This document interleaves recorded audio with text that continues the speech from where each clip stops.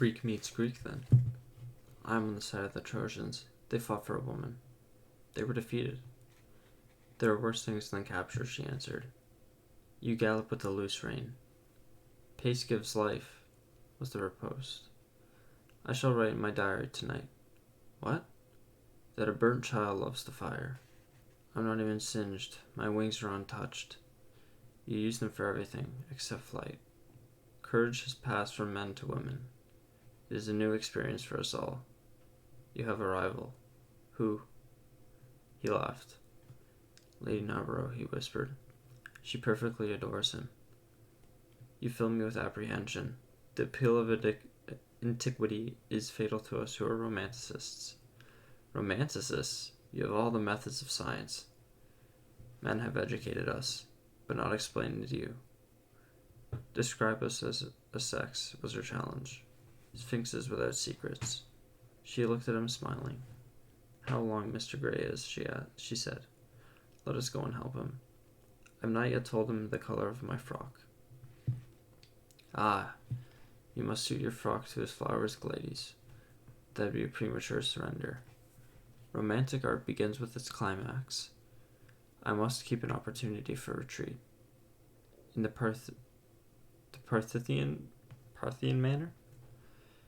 They found safety in the desert. I cannot do that.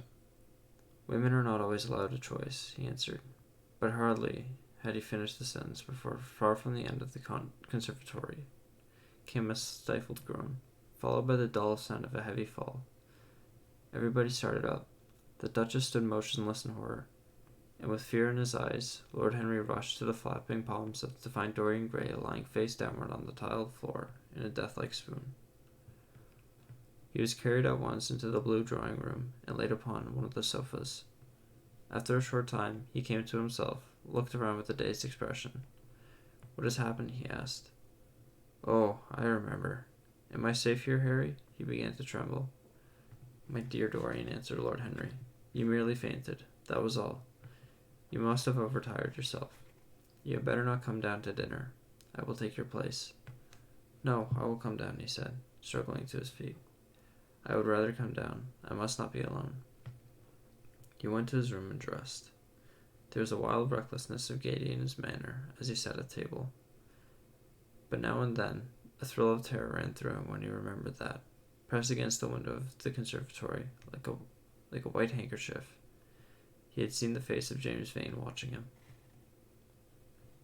The next day, he did not leave the house, and indeed spent most of the time in his own room, sick with a wild terror of dying, and yet indifferent to life itself, the conscious of being haunted, snared, tracked down, had begun to dominate him. As the tapestry did but tremble in the wind, he shook. The dead leaves that were blown against the leaded panes seemed to him like his own wasted resolution and wild regrets. When he closed his eyes, he saw again the sailor's face peering through the mist-stained glass, and horror seemed once more to lay his hand upon his heart. But perhaps it had only been his fancy that had called vengeance. Out of the night, and set in the hideous shapes of punishment before him, actual life was chaos. But there was something terribly logical in the imagination. It was the imagination that said remorse, to dog the feet of sin. It was the imagination that made each crime bear its misshapen brood. In the common world of fact, the wicked were not punishable, nor the good rewarded. Success was given to the strong, failure thrust upon the weak. That was all.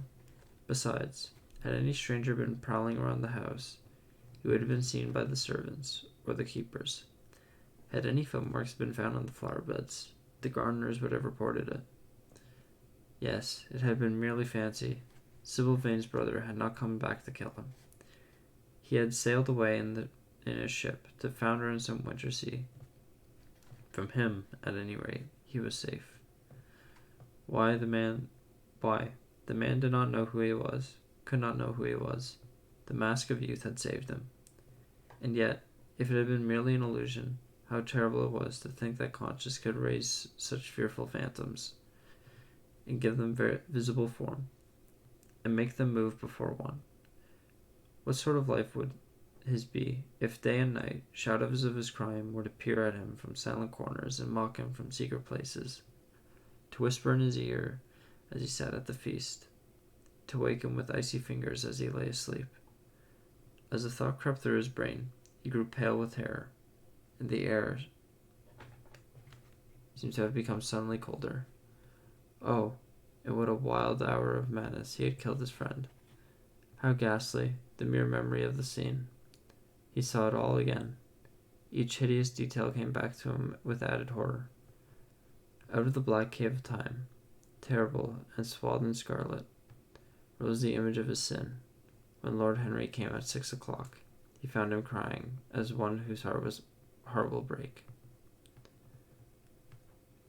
It was not till the third day that he ventured to go out. There was something in the clear, pine-scented air of that winter morning, that seemed to bring him back his joyousness and his ardor for life. But it was not merely the physical conditions of the environment that had caused the change. His own nature had revolted against the excess of anguish that had sought to maim and mar the perfection of its calm. With subtle and finely wrought temperaments, it is always so. Their strong passions must either bruise or bend. They either slay the man or themselves die. Shallow sorrows and shallow loves live on. The loves and sorrows that are great and destroyed by their own plenitude. Besides, he had convinced himself that he had been the victim of a terror-stricken imagination, and looked back now of his fears with something of pity and not a little contempt. After breakfast, he walked with the Duchess for an hour in the garden, and then drove across the park to join the shooting party. The crisp frost lay like salt upon the grass. The sky was an inverted cup of blue metal. A thin film of ice bordered the flat, reed-grown lake. At the corner of the pine wood, he caught sight of Sir Geoffrey Clouston, the Duchess's brother, drinking 2 spent cartridges out of his gun. He jumped from the cart, and having told the groom to take the mare home, made his way towards his guests through the withered bracken and rough undergrowth. "Have you been a good sport, Geoffrey?" he asked. "Not very good, Dorian. I think most of the birds have gone to the open. I dare say it will be better after lunch, when we will get new ground." Dorian strolled along by his side. The keen aromatic air, the brown and red lights that glimmered in the wood, the hoarse cries of the beaters ringing out from time to time, and the sharp snaps of the gun that followed, fascinated him and filled him with a sense of delightful freedom. He was dominated by the carelessness of happiness, by the high indifference of joy. Suddenly, from the lumpy tussocks of old grass, some 20 yards in front of them, with black-tipped ears erect and long hinder limbs throwing it forward, started a hare. It bolted for a thicket of alders. Sir Geoffrey put his gun to his shoulder, but there was something in the animal's grace of movement that strangely charmed Dorian Gray, and he cried out at once, "Don't shoot it, Geoffrey. Let it live." "What nonsense, Dorian," laughed his companion. As the hare bounded into the thicket, he fired. There were 2 cries heard: the cry of a hare in pain, which is dreadful; the cry of a man in agony, which is worse. "Good heavens, I've hit a beater!" exclaimed Sir Geoffrey. One asked the man was to get in front of the guns. "Stop shooting there," he called out at the top of his voice. "A man is hurt." The head keeper came running with a stick in his hand. "Where, sir? Where is he?" he shouted at the same time. The firing ceased along the line. "Here," answered Sir Geoffrey angrily, hurrying towards the thicket. "Why on earth don't you keep your men back? Spoiled my shooting for the day."